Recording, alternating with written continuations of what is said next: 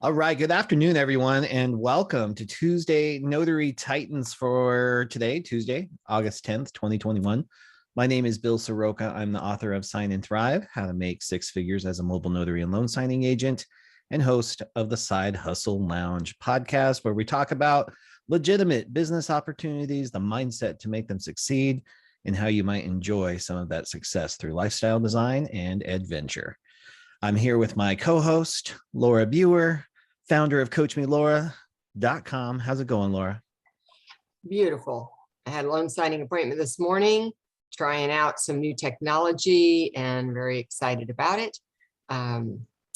Everything else is good. We've got the Arizona class coming this Saturday, and we have one seat that became available. Yeah, if you're interested in that one seat, hit me up via text message or shoot me a message. Well, maybe shoot Laura an email. She's more likely to see it. That is Biewer at sbcglobal.net. One seat open for the Arizona Advanced Real Notary Notary Training. All right. Laura, anything else you're excited about this week? No, I do have a lot of things on the plate going on, and they're all exciting. Yeah, I love it. I love it. I am going to real quick.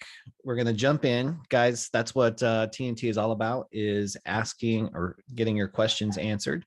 I want to announce that later on this month. I kind of teased about it a couple of weeks ago, but we've got it in place now. We are having both me, Laura, Judy Lawrence. We brought in Glenn Garrity. He is the security expert on how to recognize a fraudulent ID. So we have that event coming up on Saturday, August 28th. It is 100% free for you. It just requires registration, and it will probably take about 2 hours. So, and there will be a replay. It'll be extremely limited. We'll have a 14-day window to watch that replay.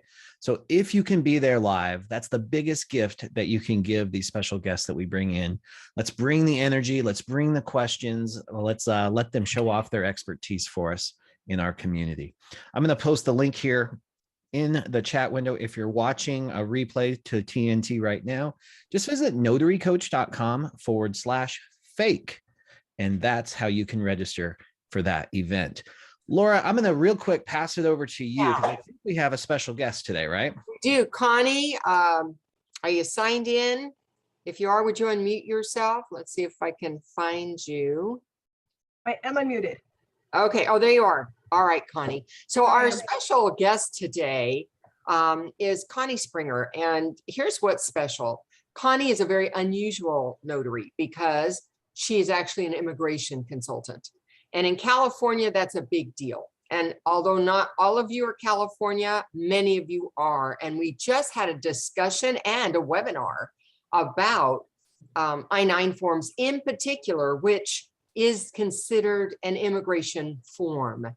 Even though you might not think it is considered that. And I was asked a question at our last TNT about supplemental documents back when I could even do I-9s. And the thing is things change as things go along. One change is California is not allowed to handle I-9 forms, and there are out-of-state companies that may solicit you to do that work, and they expect you to know better, to know that you're not allowed to do it. Because if you say yes, they'll give it to you, and it's on you if you do the work and get caught. So that's the one thing I want to say. The other thing I want to say is a supplemental document, meaning it's a statement saying that, these were the IDs that were presented. There can be issues with those depending on how it is worded.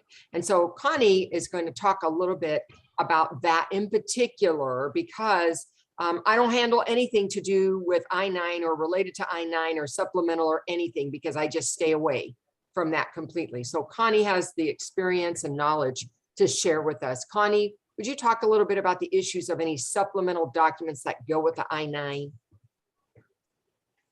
Sure. So I have been presented several times a document that said these are the identification used in the I-9, you verify that this is the same person, this is the ID used. You cannot touch these unless you completed Section 2. That's federal. That's across every state. So you can't verify that you saw it, that you verified the identification, because you never completed it. So when I get them, I will complete an entire I-9 with the same document, cross out everything that said notary, complete that document, and send it. Sometimes it gets rejected by the employer, and the employer then will send it to a notary here in California that will complete it. And it makes me want to scream, because the way it's worded, it said that the company will take liability for it being completed, but that's not a gift. That's across the board. They have to take liability for it. What it doesn't protect you from is an audit where an attorney sees that you completed it and they'll turn you in, or the feds see it and they'll turn you in. So just don't go anywhere near them. If you're in California, please don't do that. Now, Connie Yes, sent me a no, couple- that's Go ahead, that's across the country, Laura. That's across the regarding, country. That's federal. If you did not complete Section 2, you cannot verify identification. okay, so that was for everybody. See, so some of this Right. is California specific, which is, you don't really need to Right. worry about it. Don't do it. Don't do anything. But if you're in another state and you're allowed to do I-9s, then be careful about that supplemental, because you need to be Section 2 in order to be the signer of the supplemental document. And you did send me a couple of examples that I could share my screen and show. Oh, great. Let me go back to the last where I was when I was downloading them for us. Let's see if this is it. There they are. Okay, so the first one, let's see if it's going to come up. It came up blank. How come? It says illegal notary request. I downloaded it. Let me try a different one. Let me see if that one's it. Okay, how about this one? Can you guys see that, or do I need to stop share and reshare? Yeah, we can see it. You can see it. All right. So Connie, what did you want to say about that? So this shows the California restrictions on the notaries. If I have someone that asks me questions about this, I will send them documents. We have to be very careful not to give legal advice. So if I cannot find it on the internet, then I have aligned myself, and this is every state, aligned myself with an immigration attorney. I suggest anybody that touches an I-9 does that. You refer all legal, anything that even resembles legal, you forward it to your attorney and have them handle it. So this is what I send businesses if they want a notary to complete it in California, because a lot of them don't know the local laws. So I will send them this document that I find on the internet. It's from a law firm. And Great. What's the next one? And the next one is USCIS Great. questions and Pull the answers. bottom. Right. So this is off the USCIS website. And this I will also send. It shows Section 2. If it's not signed by the individual who reviewed the documents, it's not complete. So I will send an employer, if they send me the authorization for just the identification, I will send them that. Okay. So I didn't know, I learned something new. I did not know that they had to be tied together. That you had to be the one that did Section 2 if you're going to sign this supplemental form. That it had to be the same person. All right, so then the first one said illegal request, but it just came across blank. So I'm sorry that didn't come through for me. What that one looks like is, it looks like a sheet of paper, and it has, let me see if I can find one real quick. I pulled it off. Stop share, here I'm back. It's Okay, always good when we so can what it see said- something.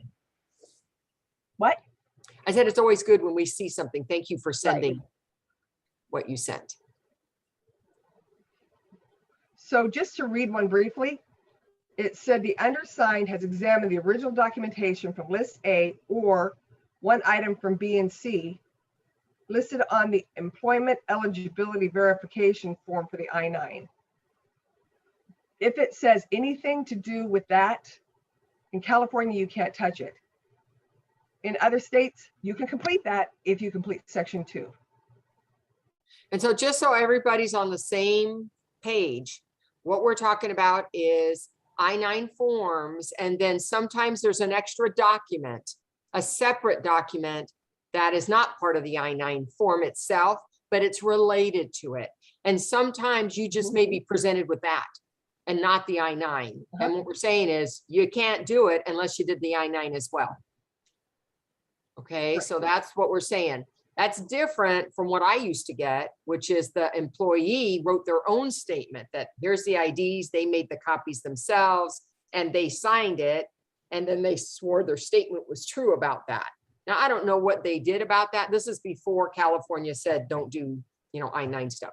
And that I notarized, but I did act as the authorized representative in section 2, because then I was allowed to do it just as a private citizen.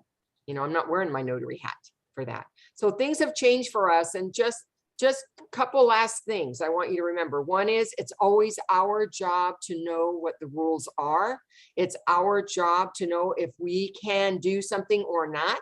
And that companies within California or outside of California do not care about your responsibilities. And they will ask for things. And if you do it, okay, it's on you. So that's what I want you to know. Just because a company sends you a job doesn't mean that that's okay. You need to know that for yourself. And I see Bill put a link into the I-9 training. So if you missed that, there's a replay, a free replay, and he put the link right in there. Please watch it so that you know what's coming your way. If it comes your way, you would recognize it if you're not already handling I-9 forms. And Connie, thank you for contributing a little education this afternoon for our TNT. I appreciate that. All right, Bill, let's get on to our regularly program. Yeah, sounds great. Connie, thank you so much for being so proactive in sharing that knowledge as well. I look forward to hearing from you even more. Okay, guys, TNT is like an old-fashioned call-in radio show, except that we're live on camera on Zoom. I see so many hands raised already. We're going to jump in, answer as many questions as we can, and wrap up here right at 1 p.m. Pacific time. Kristen Bembo, always a pleasure. I know you're in California. What's going on? Hey, guys. Oh, gosh, a lot. First, I wanted to say thank you guys for giving me the courage to just throw myself out there, because I've been meeting so many notaries that just won't even get started, that I'm notarizing documents for. So it helps to come here and just dive in. I'm getting so much business from Google My Business and some text, by the way. So my question is, I'm thinking a next step for me is something that's not complicated, like I-9s or apostilles, would be fingerprinting. And I just was hoping that you guys could give me a resource. Yeah. Well, there's a couple of things I'd like to say on that first, especially in California. You've got a couple of different levels of fingerprinting. You have ink, and you have the, oh my gosh, I'm just watching it leave my brain, right? Live scan. Thank you. And we have great resources too inside the Sign and Thrive community. People like Jeff, who's also in California, who does this types of work. But here's what I'm going to say to everybody who's looking at this. While fingerprinting is not necessarily maybe as complicated, it can be, your startup investment can be significant sometimes. So especially if you're going to do the live scan, you've got to buy the equipment or lease the equipment and things like that. So that's a major consideration. Next week on the Side Hustle Lounge, I'm interviewing Helmi, who is the CEO of Certifix Live Scan. So I'll have some great resources for you there as well to help get you started inside the VIP room. And then anybody else who's doing this, if you're on this call and if you've added fingerprinting to your revenue streams or your service streams, we'd love to hear from you inside the chat window as well with any resources that have helped change things for you. Laura, do you have anything that you'd like to add for Kristen? Well, there's lots of ways to expand your notary business besides jumping into other things other than notary. So there's specialty lines of work. You could start doing trust work instead of loan signings. You could look at hospital work as some other lines to start building jobs that come through on a consistent basis, not tied to real estate. Apostille, I think, is great because even though you're not necessarily notarizing anything, you're facilitating that process. That's a great revenue stream to take on. And Judy Lawrence has a class just on that specific topic and how you go about that. I would not jump into apostille work unless you had some training, because it's not as easy as what people think. I do it. And I just recently got caught with a birth certificate that I thought was no big deal, sent it in. The problem is the signature on the birth certificate was not the county registrar. It was a local public health person, and their signature is not on file with Secretary of State. So I had to go backwards and go get it authenticated at the county first and then resubmit it to the Secretary of State. So that's why it's important to have training, so you know these kind of small details that can get in the way. And live scan, my good friend Joyce Gonzalez, who has had a business for about 5 years now, both a store as well as mobile, has told me that her cost is not just the equipment. There's other costs involved, and you're going to be dealing with the government in terms of the processing, and there are a lot of rules you have to follow. So if you decide to go that route, just know it's like learning another language. It's like starting all over again in a different business. It's not related to notarization at all. So again, you're going to want to know that you've got some capital, maybe $3,000 to $5,000, and training for those. Okay, that's it. Is it worth it to at least start with ink? I know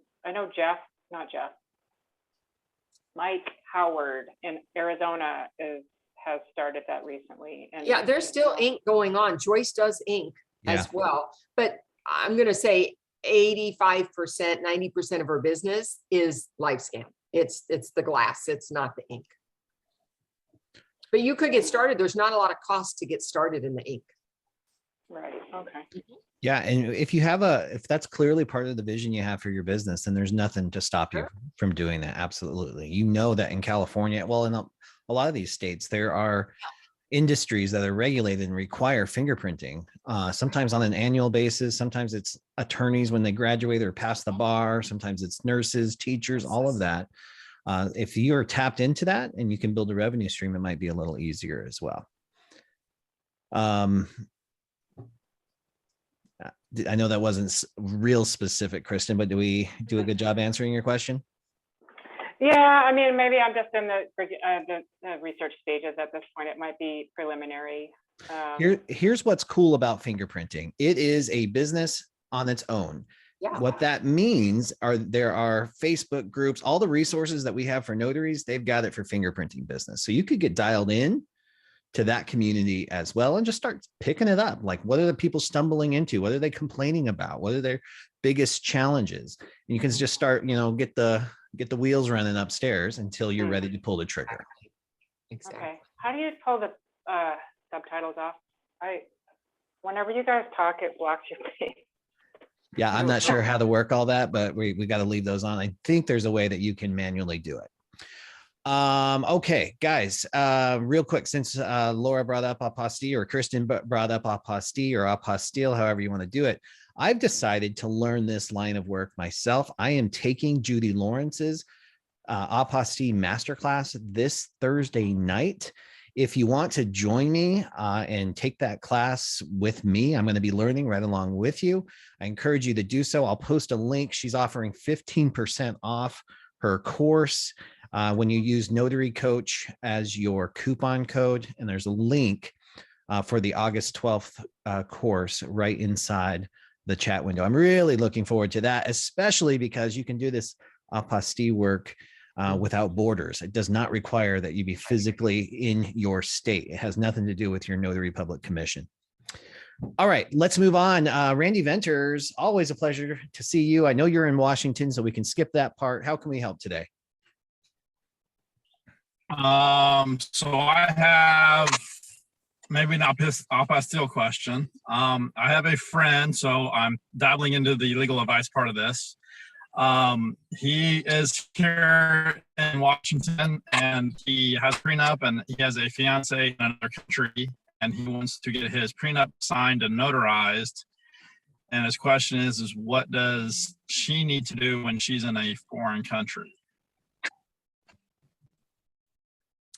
Well, you need somebody in a foreign country to know what they need to do. We're not going to know here in the States what's required. If she has to have her signature notarized there, she's going to deal with an attorney because that's what they are in foreign countries. It will not be like one of us. So that's what she would need to do. And if it needs to have the process, we call it apostille. I don't know what it's called there across the ocean, but they have a process that would authenticate that the attorney who's acting as a notary is authentic and before it comes back to the States. So it's a similar process. It's just they don't have notaries like we are. They have attorneys who are notaries and they have some kind of authentication process as well. And that's about as much as I could tell you. Okay, thank you. Yeah. Bill, do you have anything else to add to that? The only thing I can think of is that, and I don't know if Washington allows it, but as a remote online notarization, there are some ways international, like non-US citizens can be validated if they can pass the KBA. So remote online notarization might be an option there. I just don't know for sure. And Nevada, for instance, does out of the country remote. Bill Bumphreys is the notary. I know there, I refer a lot to him, but they do have to be a US citizen that happens to be living in a foreign country. If they don't have the information to meet the KBAs, then remote is not an option. Yeah. I'm thinking it was Florida or Virginia does not have the US citizenship requirement. As long as they have some sort of, they can pass the identity and they use there's a certain database for international citizenries. And if that platform uses that, they might be able to pass the KBA. Yeah, having the right platform makes a difference because as those who are on know, certain platforms only allow for a certain kind of ID. Yeah. And other platforms have much more opportunity to use everything available. All right, Randy, good luck. Keep us posted on that one. Thanks. Katrina B, thank you for being here. We know you're in Texas, right? No, I'm in Virginia, but Virginia. I was so close. I was so close. Welcome. How can we help you today? So today it's more of a counting notarial acts. I think I've always sort of found difficulty there. So in Virginia, you can charge $5 for every notarial act that you complete. So like if I'm dealing with something where it's one certificate but two signatures that I had, like a husband and wife signature, do I count that as two acts or one? And even with like a jurat where you have to do the signature and the oath, is that 2 for 1 type of thing? So the counting of the actual notarial act, especially when I'm trying to make sure the tax purposes and things of that nature. Great question. Laura, what do you say? So the jurat is one fee. So you don't get to charge anything for the oath. It's included. You can charge your fee for an oath all by itself, or you can charge the jurat fee, which includes an oath. Okay.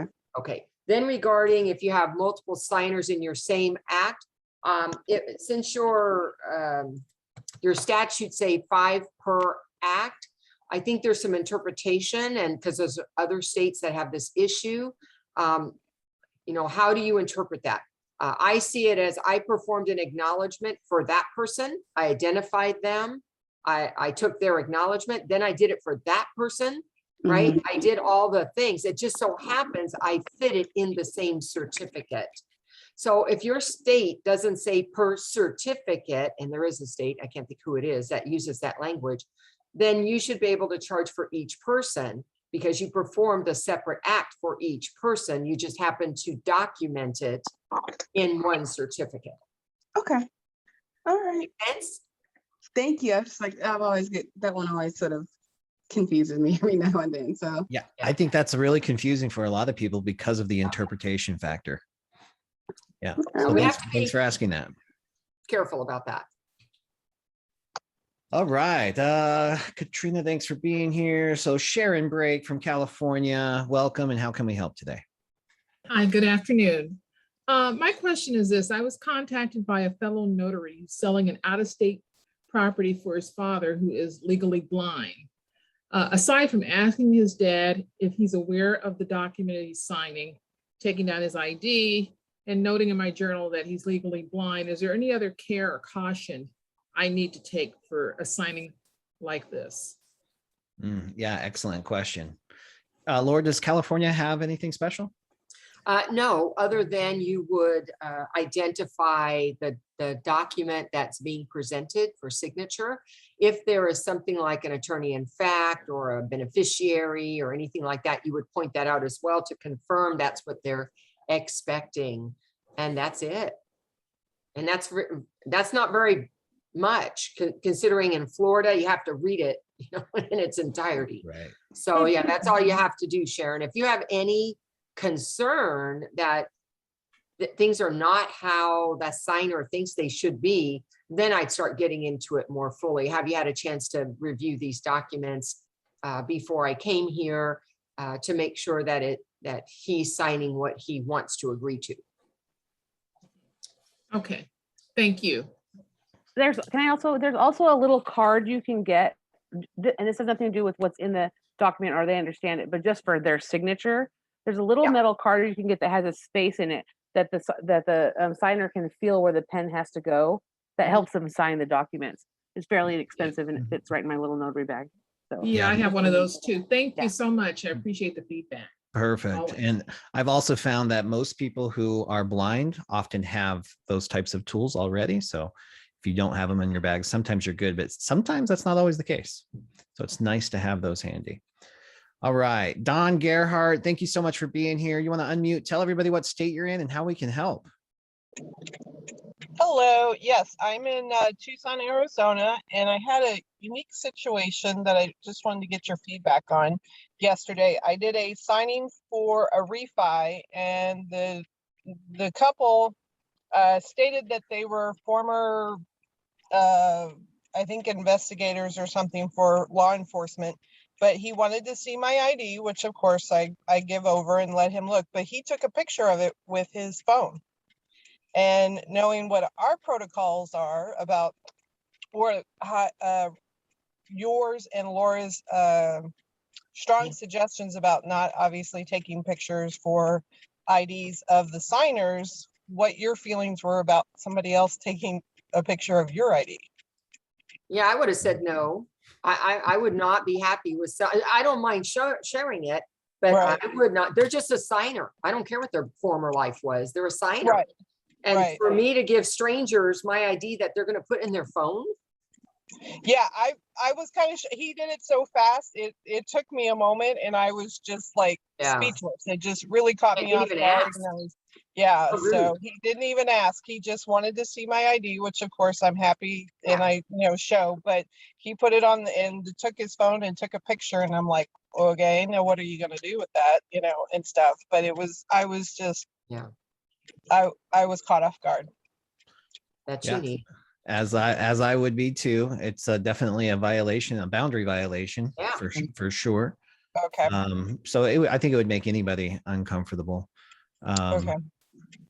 But I'm not sure how you would go about doing it. You could ask him to delete it. Does he have a safe, secure place to keep it? You follow security protocols. Does he? So, Right. Yeah. Okay. I appreciate the feedback. Thank you. Yeah. Interesting. Thanks for bringing that to us. Weird. Of course. You run into all kinds of things in this business. Henry Felder, love seeing you on here. You want to unmute, tell everybody what state you're in and how we can help. Hey, Bill, how you doing? How you doing, Laura? Good. So good. Laura, I got a question to ask you. Best practice. When we filling out our notarial certificates, do we put the name of the borrower from the driver's license or from the documents that they have on the name they have on the documents? Sure. Well, that's a great question, Henry, and confusing for many notaries. The name that we are working with is the one on the document. That's the driver. And everything we do is to try to prove that name is the name we're certifying. And so I start there, then I look at the ID to see, does it support the name? And if it does, I move forward. And the name in my certificate is the one on the document. So if they have Jim instead of James on their document, but that has James on their ID, I write Jim on the document, whatever the name on the document is. Right, because I've been doing it that way. Just that when you find the middle name and then on the document, they just have the initial. So I always wondered, should I rock the cradle or just leave it alone? Just like you said, I verified the name, but they use the initial instead of the middle name. Yeah, once you verify and you're good that you've proven the name on the document, that's what you're going to use, even though it's different than what's on the ID. Okay. All right. I feel a lot better about that now. Awesome. Thanks a lot. Yeah, thanks for being here, Henry. All right, Dan Brewer from Oregon and Washington. Thanks for being here. How can we help today? Hey, Bill. Hey, Laura. How are you guys? Great. So good. So my question is, I just had a signing last week. I got the phone call at 9 for a 10:30 signing. They sent me the documents about 10 after 10. So I had like 20 minutes to print them and get them over there and do it. It was a service that I've had pretty good luck with before. It was, anyways, so we get through the signing really with no issues. It went through very smoothly and so forth. As I did my quality check when I got it home, I noticed that there wasn't a Patriot Act form included.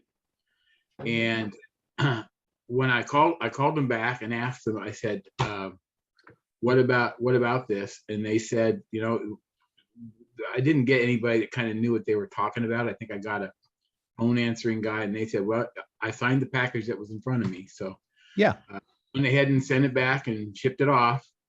So I did the scans and everything, and I got a phone call later that day saying, did you know that this package doesn't have a Patriot Act form in it? And I said, yeah, I knew. I called your team and they didn't. And they said, well, I wish you guys would have, I think you should have called us and let us know before the signing, because we're going to need you to go back and do that. And I ended up not getting, I mean, I'm going to get stuck for the Patriot Act, or for the FedEx. It was a $70 signing anyway. I only did it because I was free. I normally don't take those cheaper signings, but I don't know if my question, I guess, is this: what is my responsibility to assure the correct forms are in the package when they're presented to me? The way I look at it, you really don't have a responsibility, Dan. With experience, you have opportunities to be a hero to the transaction and to go above and beyond. But the responsibility of telling a lender or a closing agent what should be in their file and what should not be in their file does not rest on your shoulders. That is not your job. In this particular case, you are absolutely not stuck with the FedEx label. They shipped you a package. They left something out. And here's the other thing too, is I hope you're not making a trip out to the borrower's house. A second trip. Well, I did. And this is one of the few Washington signings I do. And it's about a 45-minute trip out there for me. So I went out and did it, and I sent it. I doubt I'm getting paid for this. And that's, I mean, I did it yeah, you did it out of integrity to drop everything and fix it. But I think, I don't know, Laura, I'd love to hear your thoughts on this. Well, first of all, I agree with everything that Bill said. So ditto. But on top of that, if that were to happen, that's not a notarized document. You're just filling it out. They're not signing it. You shouldn't have had to have made a trip out for a Patriot Act. right? Did that Patriot Act have a signature that had to be filled out? You already collected their ID information. They signed it. So you had a version of a Patriot Act where the signer signed it? They signed it, and they put in their, they had to put their ID. And this is something I need to find out. Oh, I've said that's like a CIP form. It's very related to a Patriot Act. It's not exactly the one we normally see. I have seen that. So, but even still, it's not notarized, right? Was it notarized? No.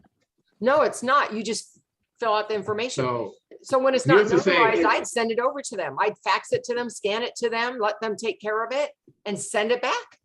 Needless to say, I made 2 trips out there, and I'm going to get stuck $25 for this one. So then they called me back like yesterday, and they said, hey, we got something for you Friday. And I kind of said, you know what? My last dealing with you wasn't too cool, and I've kind of got an event going Friday anyway, which I do. So I just told them I wasn't available for it. And I don't know if I'm going to work with them again or not. I didn't really like the way they handled it. And I kind of feel like I did them kind of a favor. So anyways, good enough. I got your opinion. That's what I thought was the answer. But I've always been kind of thought you'd kind of sign the package that's in front of you. So.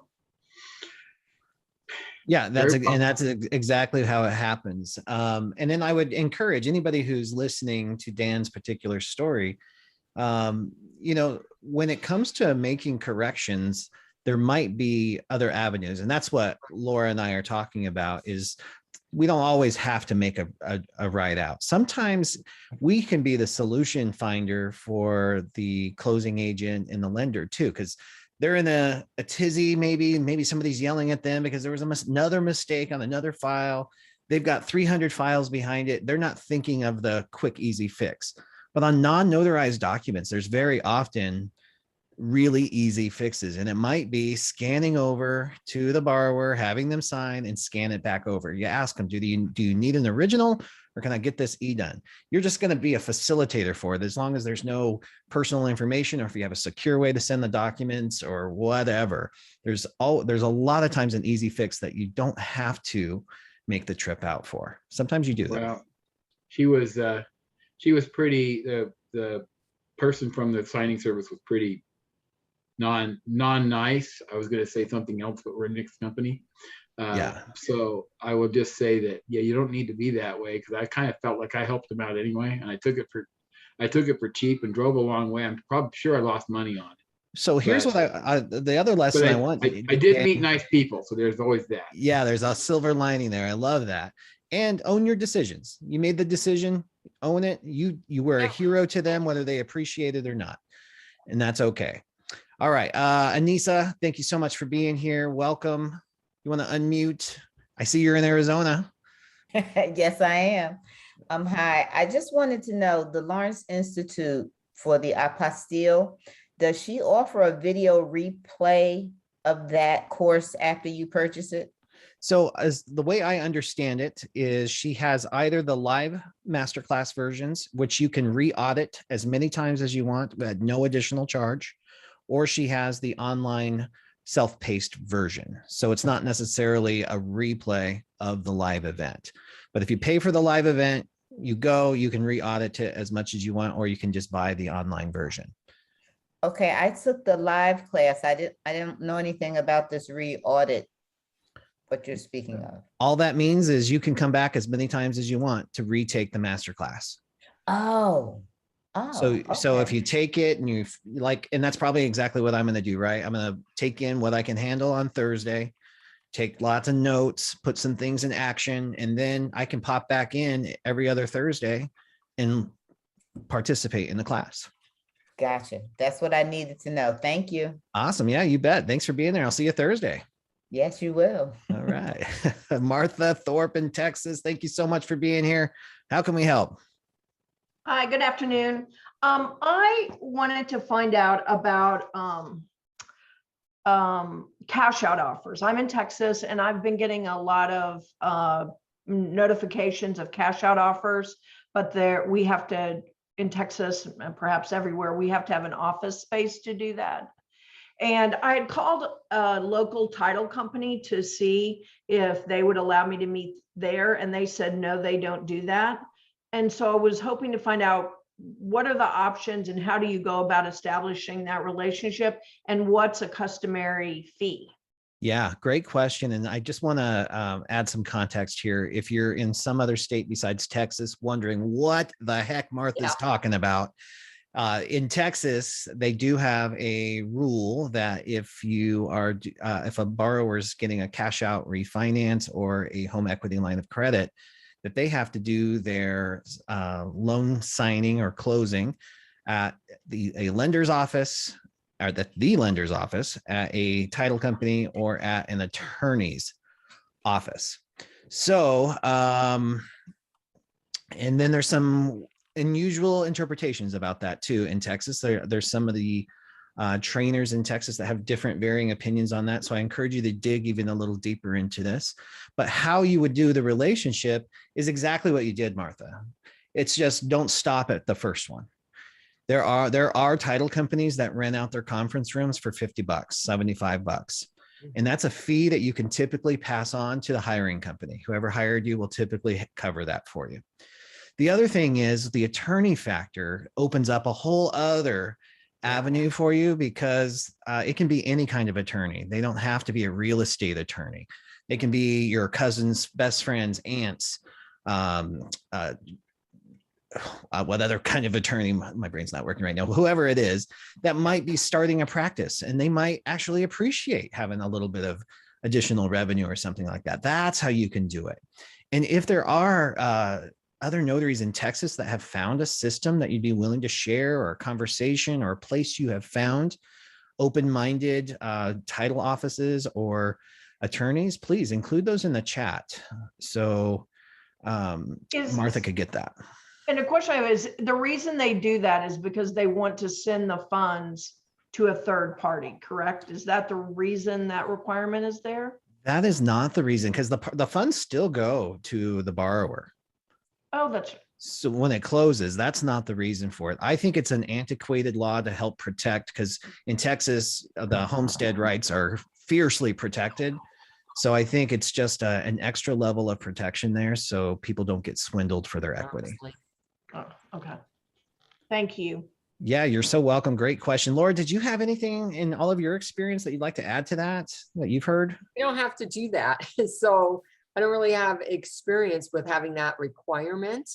I do have experience with renting out an office space for other types of things that it's more appropriate for me to handle in that space. And there are lots of options nowadays with virtual offices. They're not virtual, they're real offices, but you can rent them by the hour, right? It's that kind of place. They actually have buildings that's what they are, and that's what they do. So having some kind of space that you can go to, whether it's a loan signing, an estate planning assignment, a specialty notary of some other kind, my apostille work. I have a cubicle area that I rent a monthly fee, and I have for about the last 4 or 5 years. My mail goes there. So there's a lot of purposes. And then when I have something that they say you can't come to my house, I have an appropriate space where I can handle it privately, not at a Starbucks out in the open. So for those of you who are thinking about this, not just for this situation, but it may be a good idea for other reasons as well. You know what, Laura, that just sparked an idea, because the person you rent from, isn't that person an attorney? He's an attorney. Yeah, it's the owner of the building is a family law. Then there is a real estate attorney, and then there is an immigration attorney, all in the same office. And so when they need me, then they just give me a call. Hey, can you pop by the office? I've got a client, and I get paid for taking care of their client. I don't charge travel because it's my office too. Guys, what Laura's describing, if you're in Texas right now, even though she's in California and it doesn't apply to everyone, but you could take this scenario and put it in Texas. You could say, think bigger. Don't think just one single transaction. Right. Think, well, I need an office space anyway. Maybe I can negotiate $250 a month for this attorney to rent a cubicle or a square space from him. Then you have that office for all of your cash out closings. And then you might be building a relationship with a notary who needs your services, or an attorney who needs your services anyway for other stuff. I get a lot of referrals in the attorney world because of those relationships with those three. into Beautiful. different areas. So it's really helped grow my other businesses outside of, real estate signings that I would do there. And because I rent the cubicle, I also get access to the conference room. So I don't do my signings in a cubicle. I actually reserve the conference room and I get to use that. Yeah, if you're in Texas, that was gold right there. Great idea in Texas. Just having a complete, instead of going to a co-working space, go to an attorney and work out a deal. Give me a corner of a desk somewhere. Love it. All right, Martha, that was great. Thank you for sparking that idea. Leslie Lieberman in Louisiana or LA? I'm in Los Angeles. Los Hi, Angeles, Bill. okay. Hi, Bill. Hi, Laura. Hi. Thanks for doing this. I'm a very intimidated new notary. I probably need notary therapy more than I do notary advice. But You're in a safe place. My first signing, I'm not totally set up yet. I don't have my printer and scanner yet, but my first job was a commercial signing that really rocked my world. I really freaked out, but I did okay. I'm a former legal secretary, so I'm not super intimidated by documents, but this was weird, and I'll tell you why, and I wanted to find out from the two of you. It was kind of considered a pre-closing, which I didn't really realize, which meant that there was a lot of weird, to me, fishy stuff happening with the documents. So first thing, they wanted me to sign a bunch of loose signature pages and loose certificates. And the friend who was the office manager of mine who shared it with me, I said, I can't do that, dude. Called her dude. I can't do that. I can't do loose certificates. And she said, but they do it all the time. These guys come in here, do these big deals, and they do this all the time. And it really upset me. So to be intimidated and then to have that, because I thought, is she right? Is she not? Should I, shouldn't I? They all had document names on the bottom because they were printed from the law firm. It was at a law firm. And I did do it. First I asked her to print out all the documents. I said, if these go with originals, then I need you to print out all the originals. Should that have been what I did? That is not what I did, but should that have been my course of action? To ask her to print out all the originals that go with those with the signature pages. Yeah, and then you've got to have whole documents. Did you have a signer? I take it you had the signer in front of you. Yeah. So he was signing the signature page, and they just wanted you to fill out the certificate for that signature page without seeing the rest of the document. I saw one copy of the document. Yeah, and so what's appropriate in California and in many states is I need the whole document. I need page 1 to page 15. I'm supposed to be checking when there are acknowledgements that every page is complete. How can you do that if you never saw them? Okay, good. I didn't do that, but thank you that you're confirming what I thought I should have done. And then the other part of that was that my friend, office manager, law firm friend, said, I have to scan these pages, so you can't staple them. So the ones that were part of the document. And I said, well, I have to staple them. But I didn't, because again, I thought, okay, if this is what they always do, what do I do? Right? I just kind of panicked a little. So in that circumstance, would it have been the right thing to say, look, I have to staple these and you're welcome to open them and put them on top of a scanner and do it that way, but I'm not going to leave them unstapled? What would have been the proper thing there that I didn't do? We do tend to make an exception for loan documents. Okay. Not because we know that's what's going to happen. And then they have the responsibility to staple them after or whatever they're going to do. I always staple my documents except for loan documents. That's the one exception I make because I know the process that's happening after. That's why it's so important that you see the whole documents to begin with. Okay, so then my instincts for all of this, also the very last thing was at the very last second, the signer said, oh, the closing is not happening yet, so I'm not going to date this page. And I was like, oh my God, I'm going to just go down fast with all of this. Doesn't everything have to be dated? I cannot do a certificate for an undated document, right? Or no? Well, no, that's not necessarily true. A document does not have to be dated for us to notarize it. However, it depends on where the date is. If it's with the signer signature and they're not going to date it. Well, first of all, there are some documents that don't require a date. They don't have one. So that's not a big deal for us. Second of all, the date may be post or pre. And the date, the date itself isn't our business so much as just, was there one if it was required? And we can deal with documents that are dated differently than our certificate. The certificate has to be dated actual date that we did it. And then Okay, the third thing is, if the date is an effective date, that's the one date that I don't really have issue, because the date they sign may not be the date it's effective when they have other signers, right? So that does happen. And I let them have the effective date open because they don't know when that's actually going to happen. okay. So does that help clear that up? Yes, Quite a few it does. scenarios. It does. And I'm going to go get some notary therapy at some point because I feel like I'm, going to get handcuffed any moment. So thank you so much. I appreciate you answering the questions. Leslie, thank you. Thank you so much for your vulnerability there and honestly sharing what you did and where your head was going. And I think every single notary on this call has been in those shoes before, and we make decisions that we learn from the next time. So that's what this is all about. And there's the only real teacher in any of this is experience, getting out there and using every single appointment to get better and better and better for the next one. Thank you for being here. All right, Dee Dee in Nevada. I always love seeing you on here. How's it going? Don't forget to unmute. Hi, how are you doing? So good. Thank you. Good afternoon, everyone. So my dilemma here. So Dee Dee's my nickname, and I always have gone by Dee Dee. I became a Ron, and they cannot do the trust for me because it has to be my legal name, which is Deirdre.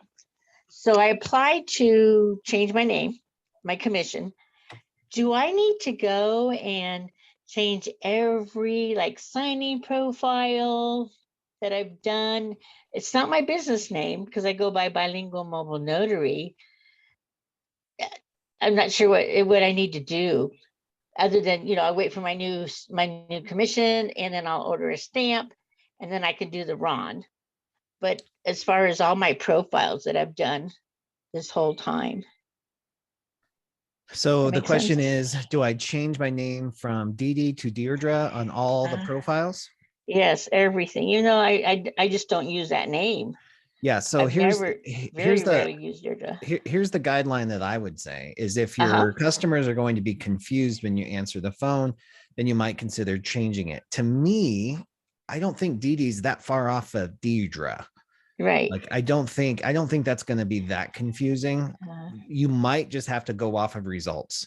Do people go, what the heck? I was calling Deirdre and I got Dee Dee. Is this a scam? Then you might rethink that, but I don't see that as actually happening. Right. So I shouldn't have to change my profile names or.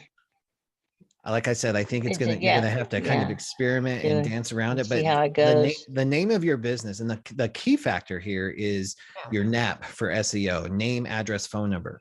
So that part is important for search engine optimization. If you're just using Bilingual Mobile Notary on all of your Google My Business and your website and everything like that, then you should be good. Dee Dee and Deirdre is going to have very minimal effect. And on a personal level, I don't think people calling you are going to be that confused, but you'll have to see from results. Laura, I saw that you unmuted. Did you have something to add to that? No, I agree. I think going by Dee Dee isn't an issue because Dee Dee isn't the name of your business. Right.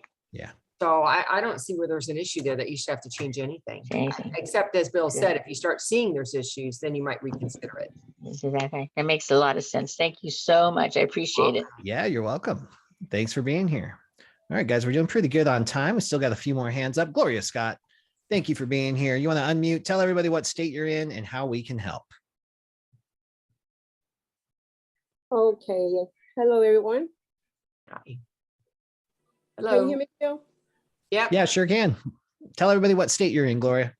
Okay, I'm in Florida. Hello, Bill. How's it going? Long time. And before I start my question, Laura, I wanted to tell you that I was looking so forward to the Florida meeting that you all have, that you was given. And I was traveling. I was so upset. So I don't know when you coming when you coming back again? Coming back. Yeah, we'll do Florida again. Florida, Texas, California, those big ones. Can't wait a year. We'll come back to you. Okay, I'll be waiting. I'll be looking. I got on a little bit late. First of all, I'm not in Florida at the moment. I'm in Atlanta. So, but I'm out of Florida though. But I heard you say something about Notarize, the platform, and I am considering taking not Notarize itself, but the platform for Ron. And I was considering doing the Notarize one, I think. And do they allow a lot of different things, or because I got in on the last end of what you all were talking about? Yeah, So I don't know that you can build. Can you bring your own clients to Notarize? I don't believe so. I heard they were shifting their business model to start allowing that. So, but I have not heard, I don't know. There are so many factors in this, Gloria, that I send everybody that asks me these questions, I send them to John over at ronuniversity.com, because Ron has interviewed just about every single platform owner or business development manager. So he knows that stuff inside and out. So I posted the link in there. I think, maybe not. Did you? Yeah, Ron University. I see it. RonUniversity.com, but he can help guide you along the way. Because some of them, and there used to be like 5 or 6 platforms. Now we've got dozens of them springing up. So there's lots of different options. Yes, that's Can why I chime in on that one? Oh, sorry. That's This why I is was. Dee. Oh, it's Judy. Hi. I think it's Dee. Go ahead, Judy. Go ahead. I just wanted to chime in on that one. There's a new platform which I'm going with, Cyberize It, and her Amy Sites, and and it's, you could bring your own clients. I mean, it's so easy. Which yes, she has a fee, but it's very reasonable. So something you should check out. Yeah, awesome. Thank you for sharing that, Dee. Yeah, Cyberize It, Gloria, and I have seen Amy all over Clubhouse. Yeah. So I think she's gaining some steam there. Yes, I'm not going to do it right away for looking to jump into it so fast, but I want to know about it because since I've been a notary, I was notary since 2007. I did all free notary until 2000. I never charged anything to 2018. When I talked to you, Bill, started doing the loan closing. So I've been doing pretty good with that, but I'm looking at Laura a lot too. So I want to go to the general notary. I know one day the loan stuff is going to come to a slight either in or very low, and I want to be ready to do it. Well, Gloria, I'm so glad that you even brought that up, and I'm glad that you're thinking ahead. And I encourage everybody on this call, if you're hearing this, be thinking ahead. You got to diversify your income streams. If you're banking 100% on loan signings or 100% on signing companies within your loan signings, there will be a shift at some point, and you want to diversify. You love this business. You're here for a reason. Expand and embrace into general notary work first. And Gloria, that's what I would recommend, is if it's on your radar, rather than skipping ahead to Ron, focus on specialty notary work or general notary work, because needles. There is that's way past. Okay. Who is that? Because what you're going to find with Ron is that you are going to have to be an expert notary. You're going to see some weird things. You might see in Florida, you're going to see things from all over the world, and you want to have confidence in doing that. The other side, what complicates things is Ron, you become tech support for the general public as well, because they got to hold up an ID. They got to answer KBA questions from the last 20 years of their life. They've got to scan documents. They got to click links. They got to look for emails. They got to go to their spam. So you got to walk them through all that. And if you're still trying to learn specialty notary work or general notary work or acknowledgments and jurats, at that time, it might jam things up for you. All right. Okay. Awesome, Gloria. Thank you so much for being here. It's good to see you. Good to see you too. All right. All right, guys, we're going to go ahead and wrap up right here, right on time. Well, let's do it. D. Blake, you have been so patient. You have a quick question for us? Let's see if we can do it, Laura. Okay. Yeah. So how you doing, everyone? Thanks for inviting me on this call. I'm brand new to the whole notary signing agent. Just passed my test just last week for my signing agent. So thanks for that. What state are you? I'm in New Mexico. All right. Okay. So how can we help? So just wondering, what should I do next? Should I sign up for some companies? Just kind of at a point right now, I'm trying to figure this whole thing out as far as what should I do moving forward. Yeah, great question. I love that you're asking. I'm going to give you a couple of resources first off, and then we'll talk a little bit about it. Okay. If you're brand new, on my website at notarycoach.com, I have a how to make $2,000 a month as a mobile notary and loan signing agent. It's a free download. It gives you the overview, step by step of what you're going to do. I also have the book, Sign and Thrive, How to Make Six Figures as a Mobile Notary and Loan Signing Agent, that literally gives you step by step instructions on how to do this. From its overview, but it also gets super detailed. What you are on right now is what I call phase 3. This is the processes, documents, and etiquette. A lot of people try to skip this and get right into making money, but that's where you might end up making some mistakes that cost you business. So focus on this right now. Learn how to do this work. It doesn't mean you have to take 3 months, 6 months to do it, but spend some time learning how to do this and how to do it well, how to treat your customers and what they're looking for. If you don't have a resource for that yet, you are always welcome in Sign and Thrive, the course, which is literally my phase 3. Or if you want more foundational, or if you connect really well to Carol Ray has a beautiful course called Notary to Pro that gives you really good foundational pieces on that. And then of course, Laura right here on this call offers one-on-one training when you get a little bit of training under your belt, because the NNA training for the signing test is not enough.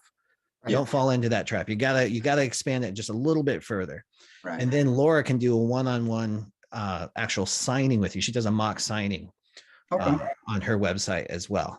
That's where I would go. And then you move into phase 4. Then you start finding customers, and you can blend these a little bit. Like you're probably chomping at the bit, ready to go. I am. Get the foundation and do some practice signings. Okay. You know, in my course, I've got scripts for you that show you the exact scripts I use in my business even today. So you can get a groove for it. Then you can practice, print out the documents, run through, see how you're doing. Am I going to stumble all over this? If you're at your own dining table and you're stumbling over it, keep practicing.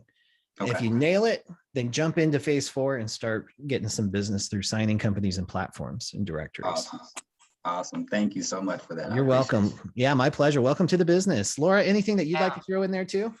Only 2 things. One is Bill's point about practicing. That's why I do mock signings. Practicing 4 or 5 times with your friend, with a spouse, with a cousin, with a neighbor, with anybody who's willing to sit there and listen to you do it. Because until it rolls off the tongue, because really it's like another language. And it makes a difference on your confidence level and your timing at the table. So that's why it's really important to do the practice. The second thing is when you're ready to go to phase 4, which is find the business. We don't know who's good, who's not good when you're brand new. And I do recommend Carrie Rivera's website, which is Notary Reviews, that's plural, .org, because she has a listing of rated signing companies and title companies so that you have a better idea about them when you're ready to go. That's it. Thank you so much. I appreciate that, Laura. Thank you. Thank you as well, Bill. I appreciate it. Yeah, absolutely. My pleasure. Welcome to the biz. And guys, thank you for joining us here this Tuesday to grow yourself and your business. You know, we'll be back same time, same place, 12 p.m. every Tuesday on Zoom. Have a great day. Bye, everyone. Bye-bye, guys.